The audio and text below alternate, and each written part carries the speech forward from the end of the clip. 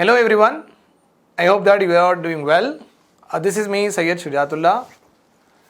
So today we are going to see the Unit 4th Indian Economy. Okay, it is a very interesting chapter and when we are going through this chapter, I will also make sure that in between we will also see this in animated గా చూద్దాం, ఇంకా ఒక story లాగా ఒక script లాగా మనం చూద్దాం. Okay, ఎక్కడెక్కడ మనకు అలాంటి సీన్స్ కావాలి, అలాంటి ఒక సీక్వెన్స్ ఉంటుంది. So there I will definitely make sure that will get some story stuff so that మీకు రిమెంబరెన్స్ ఎక్కువ. జనరలీ అంటారు హ్యూమన్ మైండ్కి థియరీ కంటే పిక్చర్స్ ఇంకా స్టోరీ ఇవన్నీ ఇఫ్ దే ఆర్ వాళ్ళు ఇలా ఇవన్నీ చూస్తే వాళ్ళకి చాలాసేపు గుర్తుంటుందంట, చాలా రోజులు గుర్తుంటుందంట. So that is also we planned. Okay, అందుకే కొంచెం థియరీ చదివిన తర్వాత ఆ థియరీకి రెప్లికేట్ చేసి సో ఒక స్క్రిప్ట్ లాగా స్టోరీ లాగా will also see what is actually happening. Okay, and information facts మీరు గుర్తుపెట్టుకోవాలి. అది స్టోరీ అయినా సరే, లేకపోతే అది యానిమేటెడ్ సీన్స్ అయినా సరే, లేకపోతే థియరీ అయినా సరే, ఫ్యాక్ట్స్ మాత్రం మీరే గుర్తుపెట్టుకోవాలి. So that is there is no escape from it. But the process మాత్రం మీకు చాలా మంచిగా అర్థమైపోతుంది. Okay, with the help of this storytelling, or you can say, or animated scenes. Okay, Indian economy manaku discussion దేని గురించి ఉంది. Okay, means what topics are covered. So let us understand that syllabus in a proper way. We'll give some time on it. Okay, 10-15 minutes దాని మీద ఇద్దాం. So that మీకు కూడా హిందూ పేపర్లో, Indian ఎక్స్ప్రెస్లో, న్యూస్ పేపర్స్లో మీకు ఇలాంటి పదాలు వస్తే మీరు అక్కడ ఆగాలి, ఇంకా కొంచెం రైటింగ్ వర్క్ చేసుకోవాలి. ఎందుకంటే these are a part of your syllabus. అందుకే మరి మన ప్రిపరేషన్ కొంచెం రెస్ట్రిక్టెడ్గా ఉంటుంది. మనకు సిలబస్ తెలియలేదంటే వాట్ విల్ హ్యాపెన్, మీరు అన్నీ చదువుకుంటారు, కానీ that is not our job. Smart work చేయాలి. Okay, newspaper we're not reading to know what is happening around. Remember this point. As a aspirant మీరు న్యూస్ పేపర్ మన చుట్టుపక్కల ఏమేమి జరుగుతున్నాయి, ఏమేమి క్రైమ్స్ అయినాయి, గవర్నమెంట్ ఎక్కడెక్కడ ఇనాగ్రేషన్ చేసింది, ఇవన్నీ మనకు అవసరం లేదు జనరల్గా. So that is for a general public who is work very లీజర్గా ఉన్నారు కదా వాళ్ళకి. As a aspirant, so you have to consider newspapers as your syllabus text అనమాట.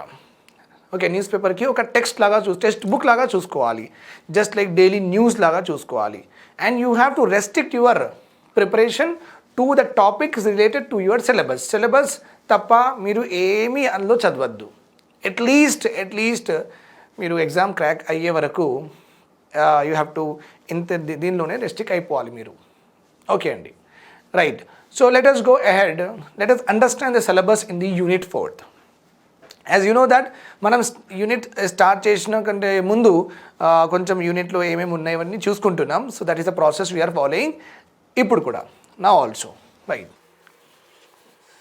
Unit 4th of Indian economy of group 1 Telangana deals with public finance.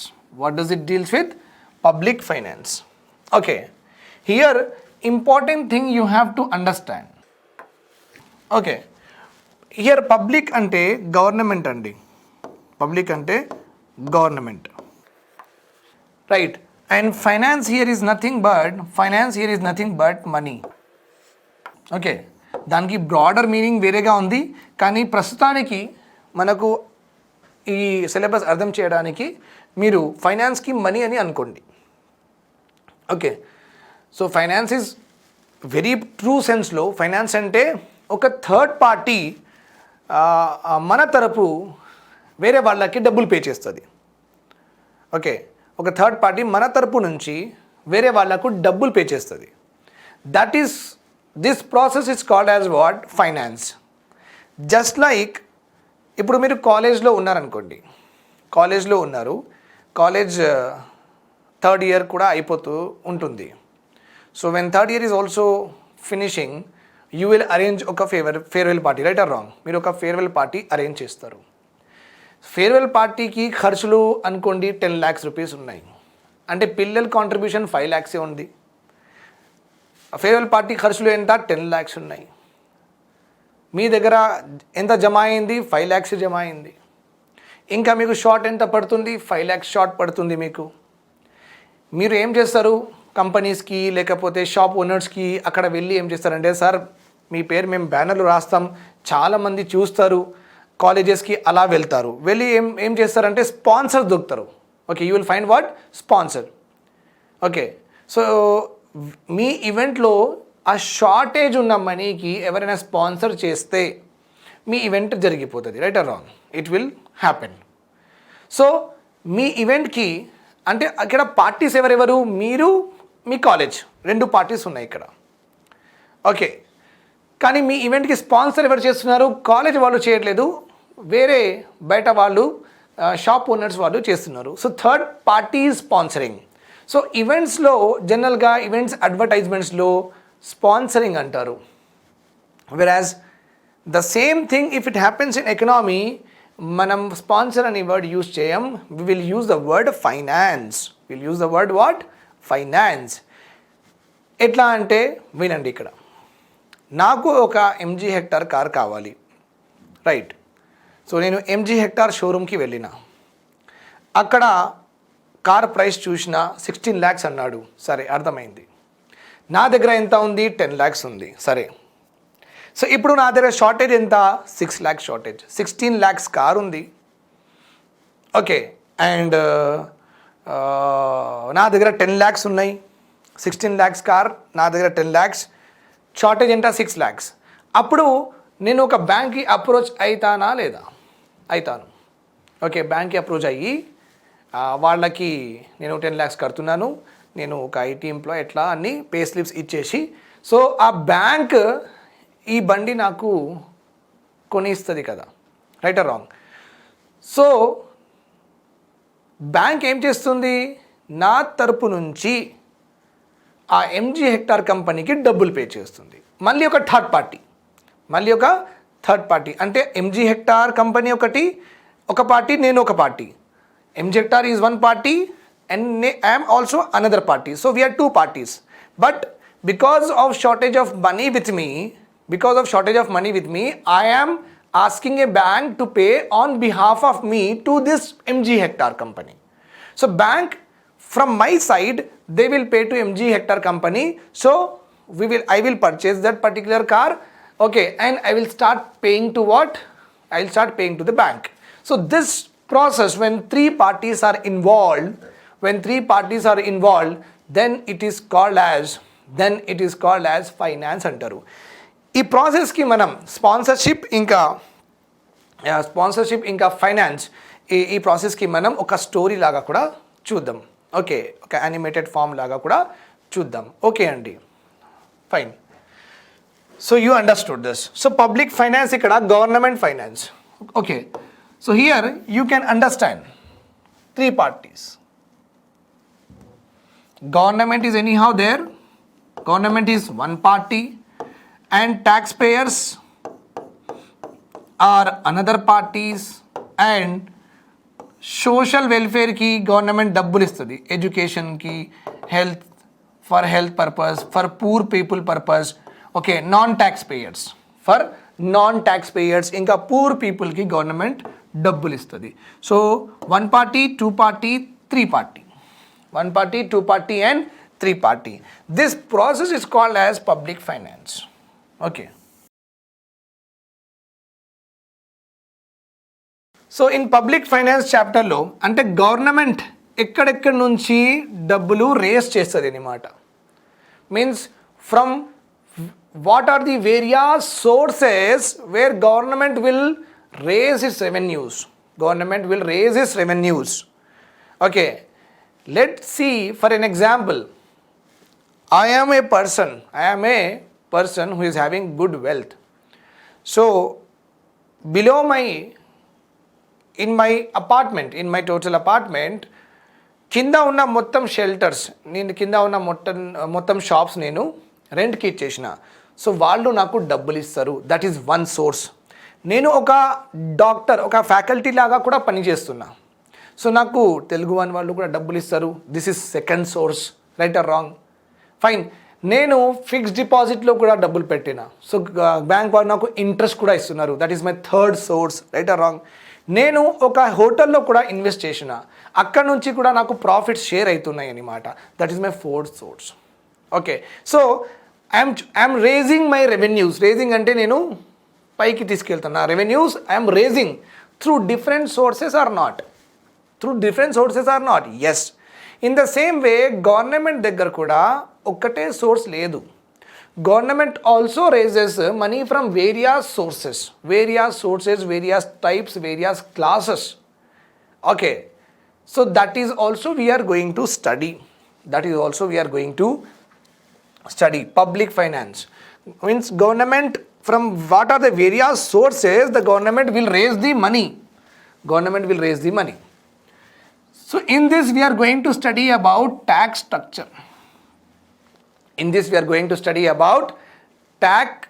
structure.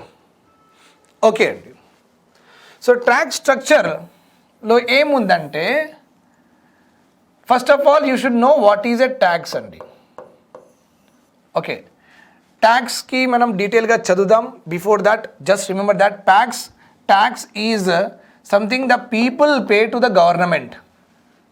Okay, ఒక class of people, ఒక section of people pay to the government some amount of money, some percentage of money out of their income. మొత్తం earn చేసిన ఇన్కంలో some percentage గవర్నమెంట్కి pay చేయాలి. That is called as tax. Okay, so taxes, how many types of taxes are there? That is important. Taxes are of how many types? So tax structure ఎలా ఉందంటే, ఒక direct tax అని అంటారు, ఒక indirect tax అని అంటారు. Indirect tax. So దీనిలో చాలా ట్యాక్సెస్ ఉన్నాయి, దీనిలో కూడా చాలా ట్యాక్సెస్ ఉన్నాయి. ఈ స్ట్రక్చర్కి మనం చూడాలి. ఎగ్జామ్లో మీకు డైరెక్ట్ క్వశ్చన్ వస్తుంది. Okay, what do you mean by a tax, and explain and discuss the various components of tax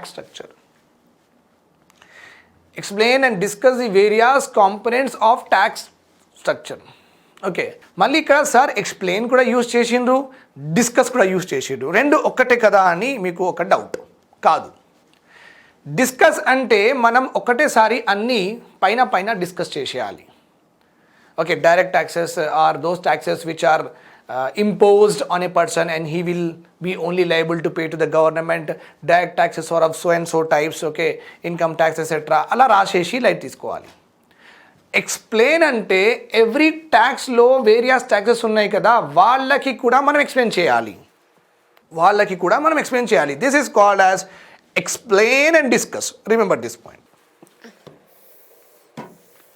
explain and discuss. Right. So tax structure గురించి చూస్తాం మనం.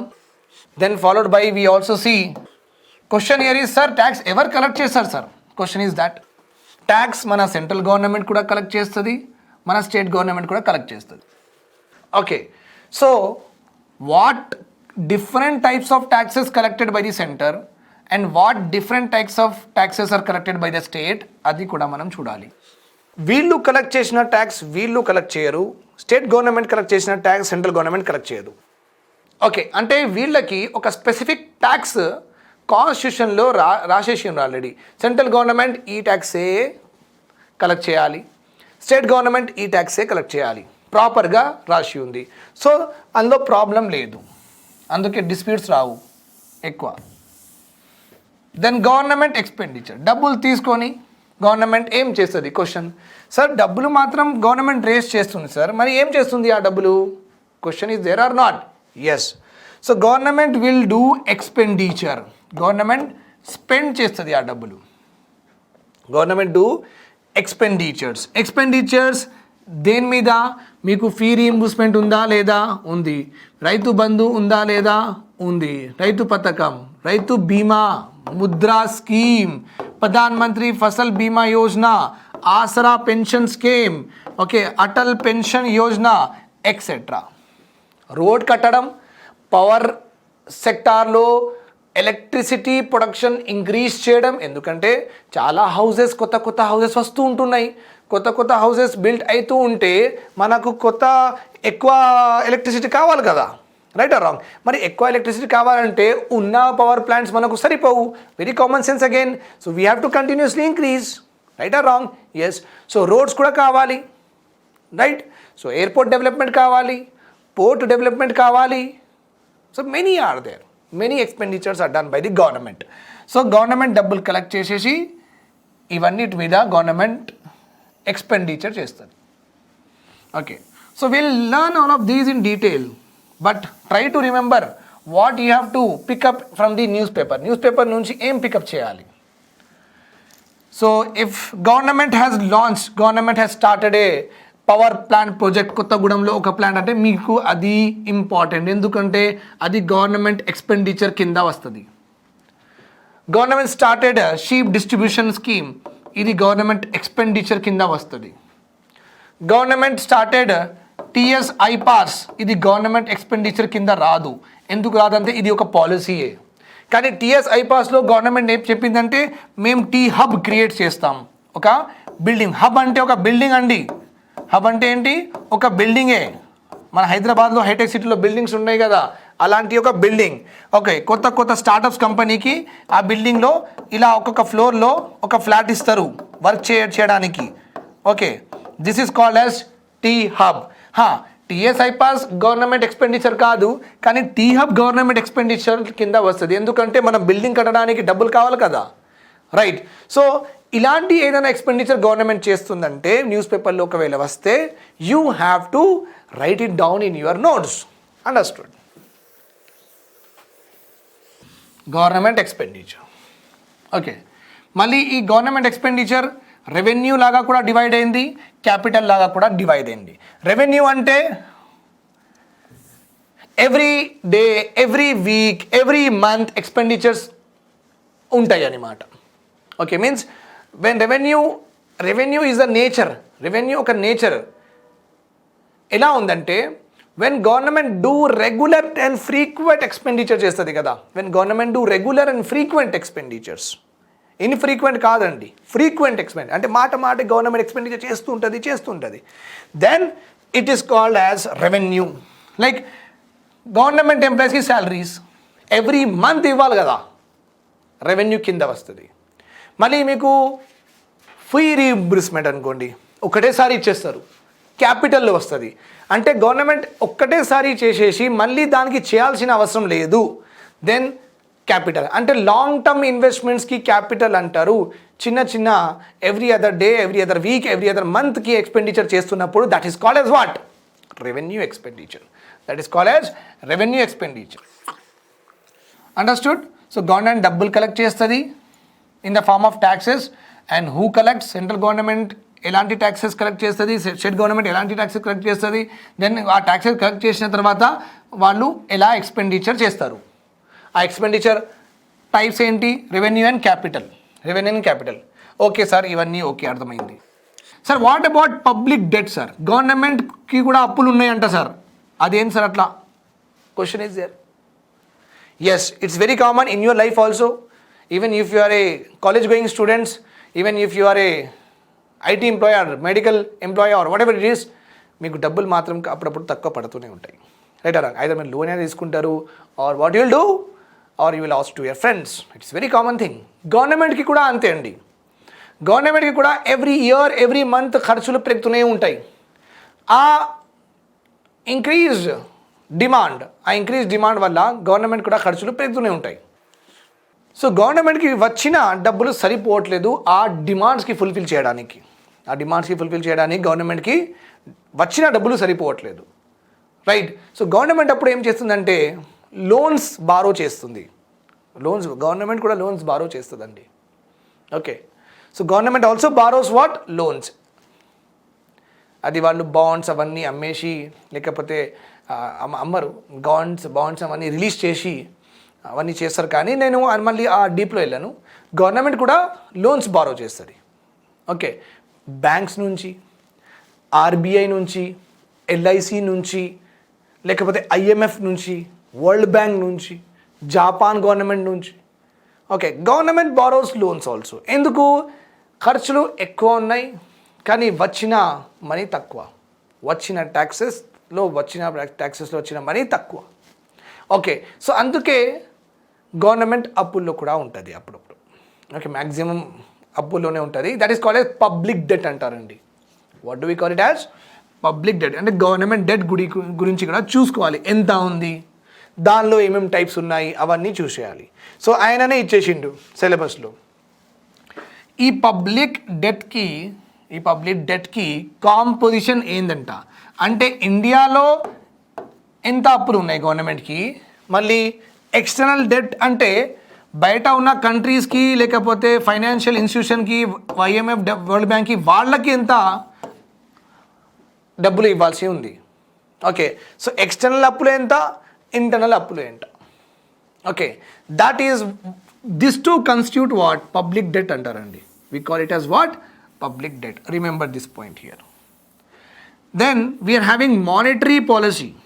Monetary policy, very, very important. RBI is related to this, and monetary policy is mainly concerned to control what? Inflation. Mainly concerned to control inflation. Inflation is nothing but when prices are increasing. When prices are increasing. So 40 rupees rise, 50 rupees అయిపోయింది, మళ్ళీ 60 rupees అయిపోయింది, మళ్ళీ 70 rupees అయిపోయింది. So ఇలా increase అయితే can we live a very quality life? Can we live a very happy life? No. Income erosion aitunda leda? Income is getting eroded. Income is getting what? Eroded. Means increase price valla మన income అనవసరంగా ఎక్కువ వెళ్ళిపోతుంది అన్నమాట. Eroded. So